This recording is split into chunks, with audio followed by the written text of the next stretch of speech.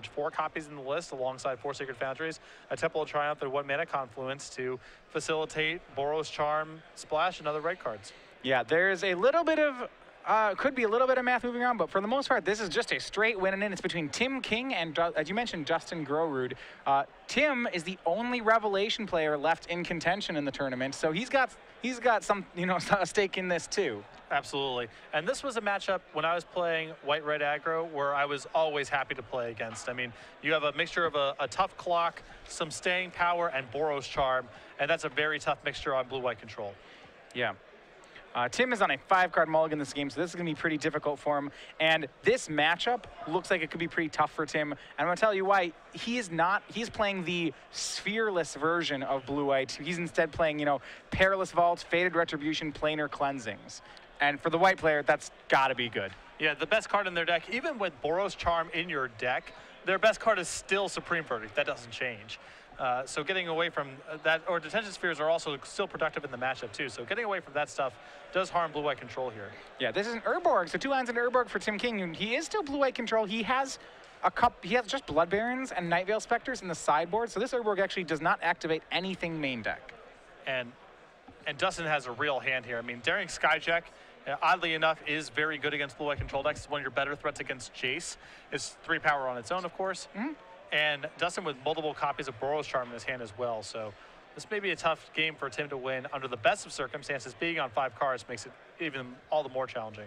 Yeah, a lot of times when I played out this matchup, the blue-white deck leans heavily on Jace Architect of Thought to win this matchup. I think, it leans certainly on Supreme Verdict. That would be its best card. But it's not, Jace can do some work here. Tim has lands, but it looks like, I'm not sure how much else he has. Well, he couldn't even cast Supreme Verdict right now with his lands in play, even if he had it. Yeah, it looks like he has he may have a Perilous Vault. And we see he's going to go ahead and dissolve this end step, raise the alarm. Raise the Alarm, a nice addition to this deck. Dustin playing it alongside 2 copies of Spear of Heliod and a Hall of Triumph. So a lot of good effect there for making multiple creatures. Yeah, so the rest of Tim's hand, he has a Jace's Ingenuity, a Supreme Verdict, a Sphinx's Revelation, and a Perilous Vault. So he has a lot of card draw and 1 sweeper, but the problem is he's still going to take a lot of damage off this Skyjack, and there's a lot of reach in Grorud's hand. It's even hard for Tim to beat just attack you with Skyjack and Mutavault and leave up Boros Charm for the entire game. Even that is tough. All right, well, Grorud's going to go ahead and go for a main phase Raise the Alarm here. Normally, I think this is a play you wouldn't make, but because there's no white mana on King's side, it's a little bit safer. And this is when, if you're in Tim's spot, you're in a lot of trouble here, because the only reason Dustin would main phase this spell is if he doesn't care about Supreme Verdict, and the card that would make him not care about Supreme Verdict, obviously, is Boros Charm. Yeah. Well, there's no white mana. He's still 2 lands off Supreme Verdict. King does make Perilous Vault for the turn. This is it is a sweeper that he has that does not need white mana. You see it on the left there. Also can function in the face of Boros Charm too, which is nice. Get rid of Boros Charm. It does not get rid of Mutavaults, however, so you have to watch out there. He can just swing into it with Mutavaults.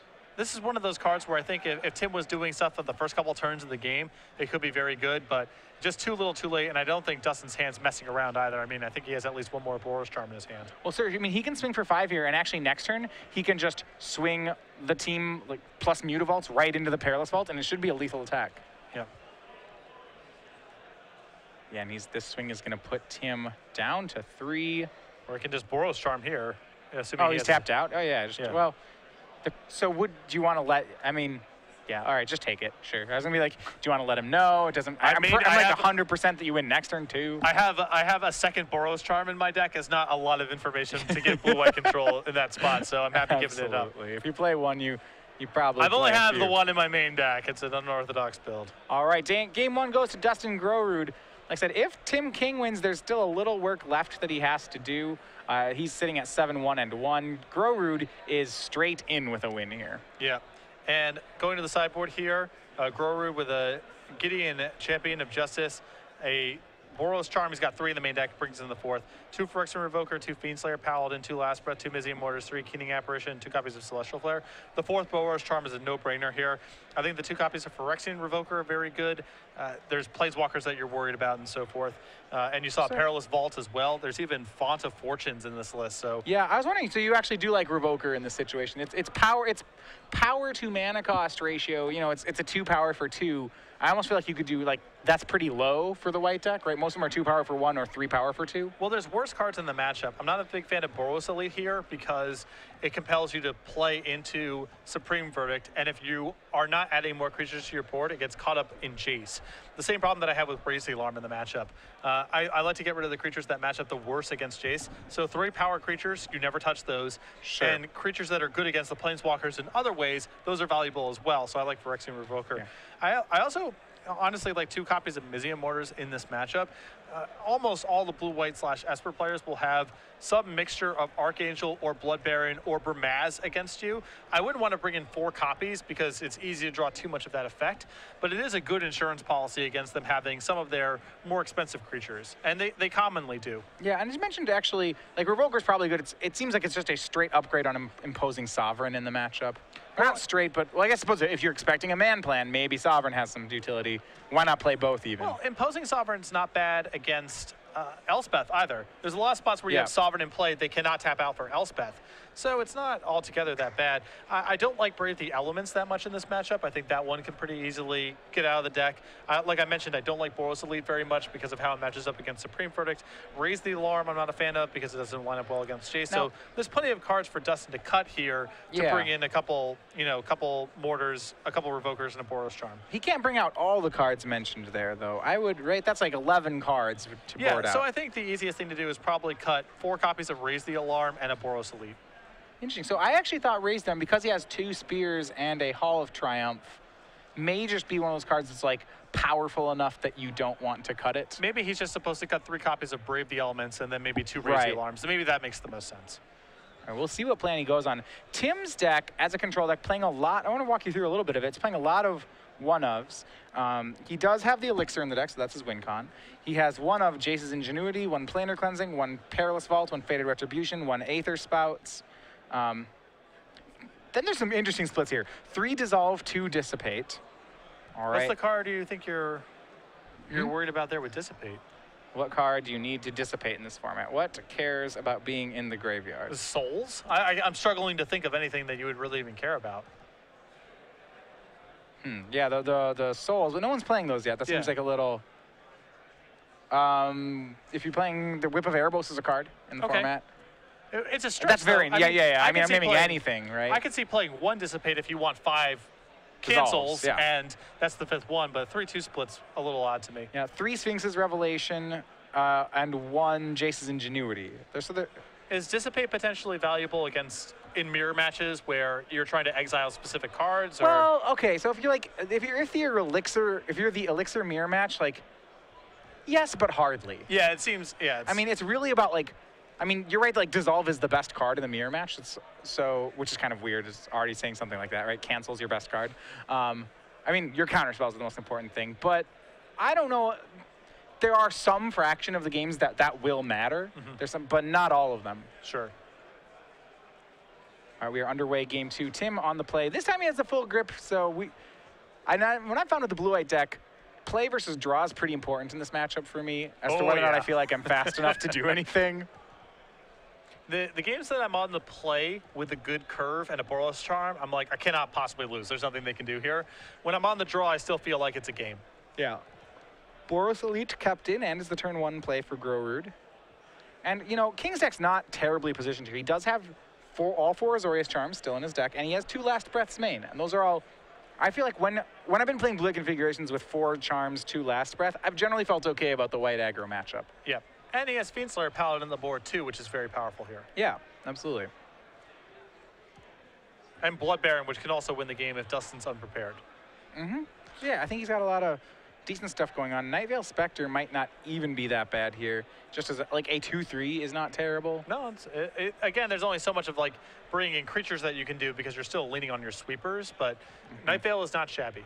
And this is interesting. All right, turn 2, Raise the Alarm from Grorud. I haven't seen the whole Raise the Alarm plus Boros Elite trick done yet, but I have to say I'm a bit of a fan. Yeah, and again, this deck already really wants to be playing Spear of Heliod and Hall of Triumph type effects to begin with, so Raise the Alarm is really nice there.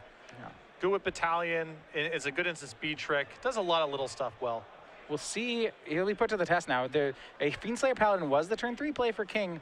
That's going to be quite a thorn in Dustin's side right now, as he, barring anything in his hand, like he can't attack yet. Yeah. Tough card to get through. I mean, a 2-power first striker here. You know, you're looking at, can you get a Hall Triumph and a Spear into play? Can you get a Johnny Steadfast? Dustin plays 2 copies. Can you get one of those in play and start spinning it? But it is a problematic card. I have a nitpicky thing here. How often, when you have Spear of Heliod, do you ever use the activation on it in this deck? In my experience, it's come up occasionally against mono black. All right, so it's rare. He has 3 of them, and he went with 2 Spear, 1 Hall. I'm wondering whether or not you'd want to go 2 Hall, 1 Spear, in case you ever drew all 3. And I know that's like not a real scenario, but... Well, no, Hall is also legendary. Oh, okay.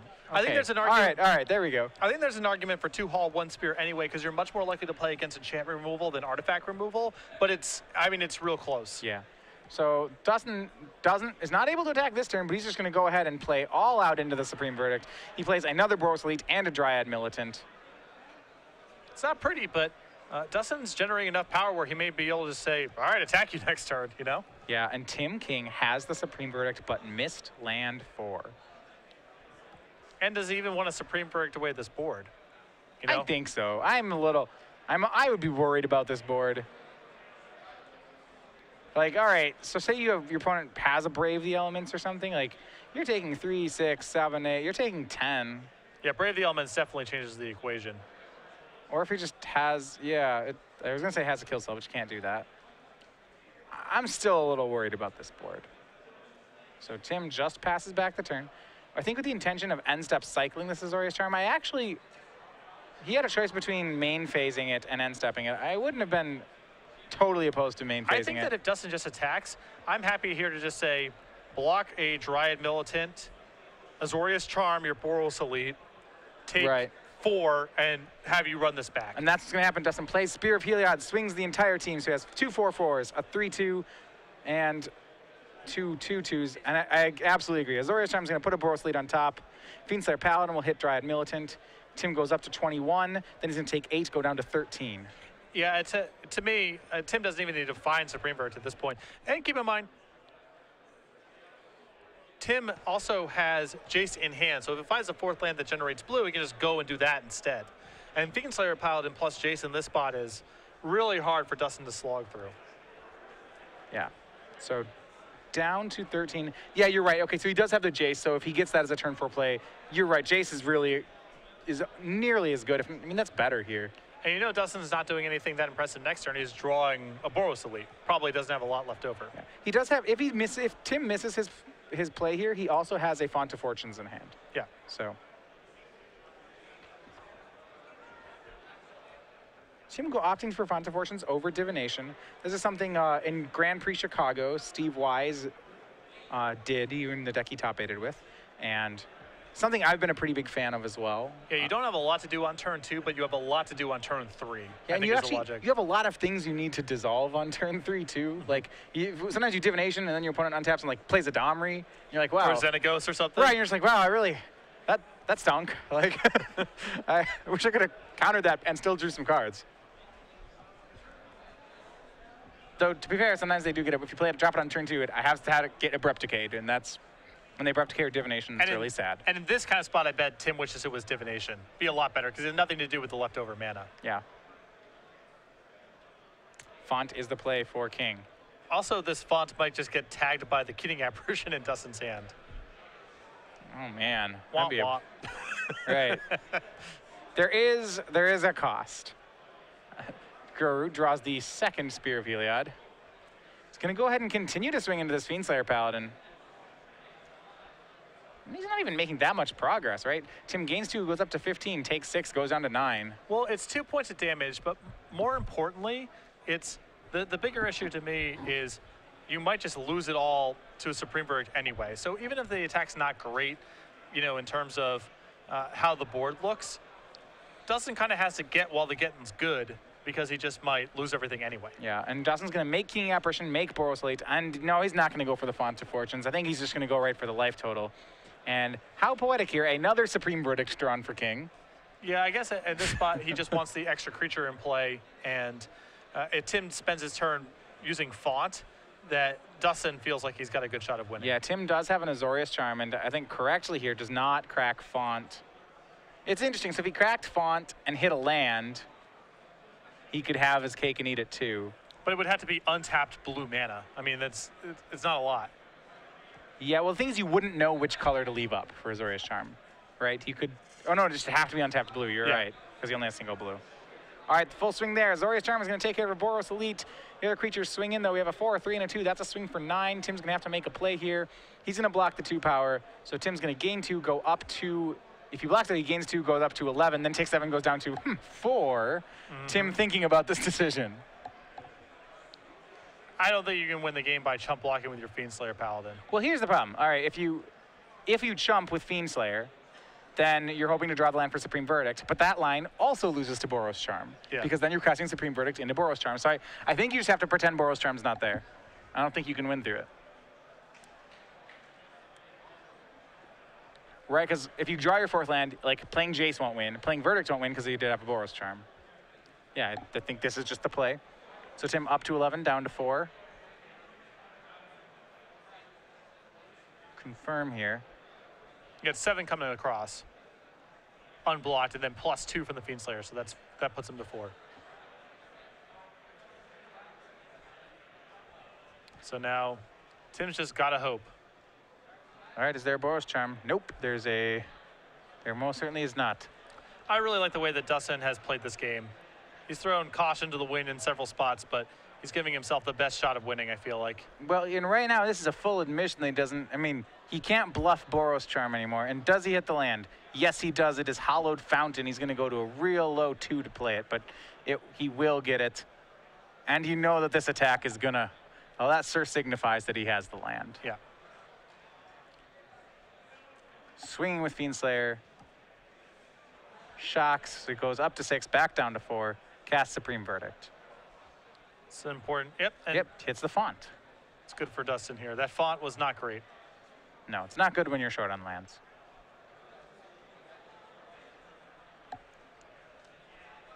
It is worse at getting you out of mana screws and better in sequencing in like games where you need to like play lots of spells, like sequence your spells better. Yep. So now Tim's got a shot here, but it's you know, there's a lot of draw steps he's got to sweat along the way. Yeah, Boros Elite is a 2/2 right now, and Tim I think is debating as to whether or not he wants to Jace plus here or just Supreme Verdict the 2/2. I think that I like Jace plus, because going from 4 to 3 doesn't make that big of a difference. Kind of the same number. And what's the plan long term? There's no Lightning Strike, right? Yeah, I mean, this deck could potentially play Lightning Strike, but it's unlikely. Yeah, they usually don't. I think it's Jace plus, so then next turn you can really hit that land, and then you can Verdict again. The problem is, what's your plan if Dustin top decks? If you cast Supreme Verdict and Dustin draws any creature, what's the plan? Then you're back at the same spot. Right, you're not making progress. Actually, interesting. If you're Tim, do you plus or minus? That is interesting. I think I'm starting to think, almost just minus. Now he's gonna plus. It's close. Right. I like being in King's spot here, by the way. I think he's gonna get it. Yeah, it's he's just got to split a couple draws here. I mean, Dustin does find Boros Charm here. He wins the game, but yeah, he drew Sacred Foundry for the turn. So now Dustin has to decide if he attacks Tim or Jace, and neither seem very appealing. Gonna go upstairs with it. Tim's down to 3. And Sacred Foundry tapped. And more non-lands drawn by Tim, so I think you're gonna have to see a minus here. Well, Dissolve's not a bad draw. I mean, good trio of cards. Last Breath, Elixir, and Temple of Enlightenment. One of those few times where you're real happy to draw Elixir. Oh, I've gotten beat by Elixir plenty of times. Oh, I bet so. Just with the decks you play, I would. It's one of the worst cards to roll off of Jace for me because it's cheap and about as powerful as Elspeth. It's like it's just it's the same thing. It's the 1-mana Elspeth. Oh man. And he's gonna go ahead and take the Elixir, and I think mainly the Temple. Sees another Supreme Verdict there. He's gonna bottom it. It seems fine. The big thing he's gotta be worried about is Raise the Alarm is almost impossible for him to beat right now. The Elixir will help. Yeah. But still very strong against him. Do you think you're supposed to sack that elixir straight away? I mean, now it looks like Dustin's just top deck Boros Charm. If Tim goes for it in a turn. Yeah, well, no, I think what you do is you go to 1, and you don't crack it on end step, and you just keep this dissolve up, and you crack it main phase next turn. That feels, I mean, he's going to have a lot of mana tied up in this sort of sequence if he plays it like this. Oh, and you can't do that. He's gonna if he gets yeah. Womp womp. And you're Azla right, then he gets Boros Charmed here. Dustin Grorud gets it 2-0. Yeah, no, that's a tough set of lines. If you sacrifice there, you know, you expose yourself. Now your dissolve shield's down. Maybe something else resolves that's problematic for you. But well, okay, what would that something else look like? I guess that's the question, right? What is the something else they could resolve that you can't deal with? There really isn't much, is there? Not a lot. Because you have a verdict in your hand.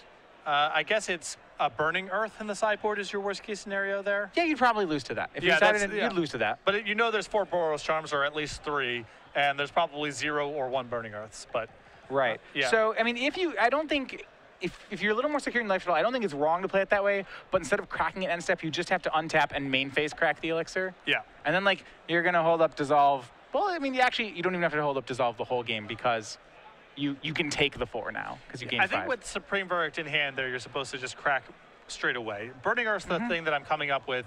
That's the worst case scenario for you there. Yeah. But that sequence plays right into the jaws of Boros Charm, and Dustin found it, and now on his way to the elimination rounds. Well, congratulations to Dustin Grorud, a 9-1 finish on the day with white-red aggro. He'll be into our top 8 rounds tomorrow morning. Tim King, 7-2-1, will fall short, most likely to a top 32 finish. And with that, that is the last revelation.